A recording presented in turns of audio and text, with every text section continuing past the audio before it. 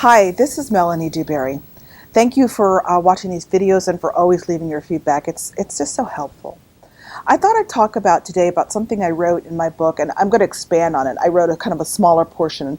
The book is called The Power of Naming, The Journey Toward Your Soul's Indigenous Nature. And the piece I wanted to talk about was a couple of lines I wrote about being mindful about how you talk about yourself. And so this is coming up for me specifically, and maybe for you as well.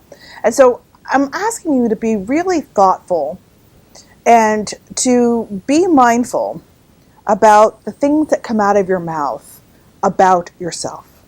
And so this isn't a new topic. You might have heard something about this before, and so sometimes we need to hear it a few times. And hopefully I'll speak to you in a way maybe you haven't heard it.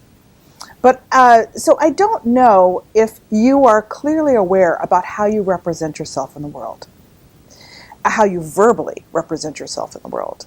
And how you verbally represent yourself in the world is how you start to think of yourself and how you carry yourself in the world, right?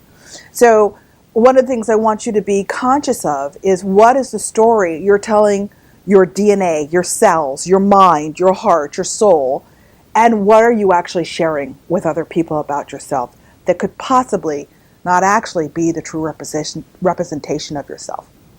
One of the things I talked about in earlier videos was, really watching how much you say you're sorry, how much you apologize for things that don't really need your apology. But now I want to take it to another core.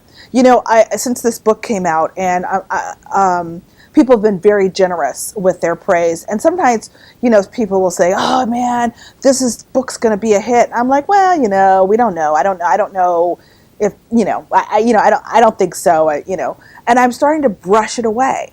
And the book is a representation of my work in the world, my art, just like you have your art, whatever your art is in the world, whether you're creating highways or whether you work at the DMV, helping people get their driver's license and those kinds of things. And that personal interaction. We all have our art. And so it's not a humble thing to dismiss who you are and what you do in the world. Or, I started working out about a year ago, and one of my fellow colleagues was like, "Oh my God, your body is really shifting. I can tell the difference." And I'm like, "Really? I don't think so." Instead of really listening to her and taking in what she was saying, I was actually telling her she was wrong, and I'm brushing it aside. And I'm not even giving my heart, my mind, my soul, my DNA an opportunity to really receive, first of all, the kind, loving words and possibly the truth. Or if people say, "So, you're a writer now." I'm like, "No, I'm not really a writer. I just, I wrote a book, but I'm not really a writer." And I'm talking a lot about the book, and I'm not trying to promote the book that much, but I'm just saying it's what's coming up for me. And I'm like, "No, actually, Melanie, you are a writer." And so I want you to be mindful about how you might be dismissive about yourself in the world, or how you might be teaching children to not be proud of who they are. And that a sense of being proud of who you are is to verbally, physically, and emotionally represent yourself that is accurate. That humility is not a use of dismissing who you are. Do you understand the difference? Being humble doesn't mean you don't represent yourself correctly, accurately. Being humble means you actually can represent yourself with a sense of pride, if you want to say that, not arrogance in that kind of puffed up way, but true pride. And that is very humble. It's not about pumping yourself up or being verbose or having, a lot of, proud talk, but it's about really standing in your authority to be exactly who you are. And there's nothing pretty, there's nothing true about you dismissing your particular nature, your organic self, your beauty, your divine place in this universe. Because what you say to yourself about yourself will actually start to limit what's possible for yourself. Even if you believe, "Yeah, I think the book's going well too," but you dismiss it.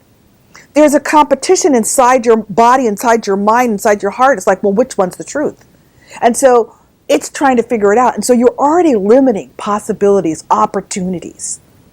Just learn to either speak in what's true about you or to receive what's true about what other people are saying. So when someone says, that piece of art you made it's just going to sell.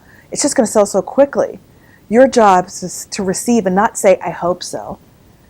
It's like, it's most likely to sell really well. I really agree with you. Or, thank you for saying that. That gives me a whole new perspective on how to represent this piece of art. It will give you actually a whole new perspective on how to represent yourself. Just my short thought for the day. Be true to yourself. Be kind to yourself. Speak words that honor yourself. Don't push away those words when we are trying to honor you. Stand tall in the applause. Accept your truth. Speak it. Walk it. And that is the definition of humility. Ahe, Matakiyasin.